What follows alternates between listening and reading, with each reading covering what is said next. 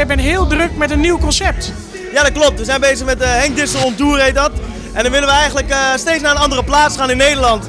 En eigenlijk proberen ook steeds groter en nieuwe mensen proberen te trekken. En dat doe ik dan met andere artiesten. Dus elke keer neem ik iemand anders. En de eerste editie is in Zeist, dat is 24 september.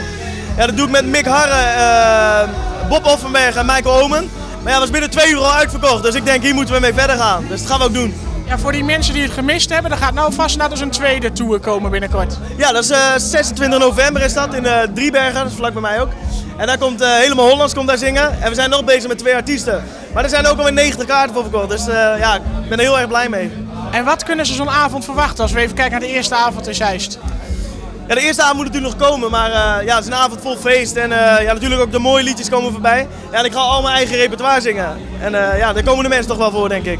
Ja, want hoeveel nummers heb jij inmiddels die je daar te horen kunt brengen? Ik heb er nu 5.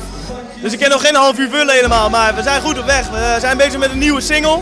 Die komt, deze maand komt die uit. En ja, dat moet er wel geworden. Heel mooi liedje. Ja, jij zegt nu, er zijn nog kaarten voor de nieuwe On Tour. Waar kunnen de mensen die kopen?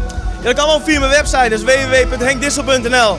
En dan kan je mij gewoon een e-mail sturen dat je een kaartje wil. Het is €5 per kaartje, dus ja, dat is ook niet heel duur volgens mij. Dus ja, daarom gaat het denk ik ook zo hard. En dan je single, je zegt die komt er binnenkort aan. Mag je daar wat meer over vertellen? Ja, het nummer heet Denk je nog wel eens aan mij?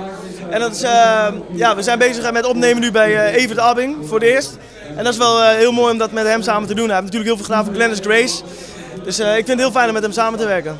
Is het dan een rustig nummer of een uptempo nummer? Nee, het is een uptempo nummer. En we gaan er een apres-ski versie van maken, dus het wordt wel iets anders dan normaal.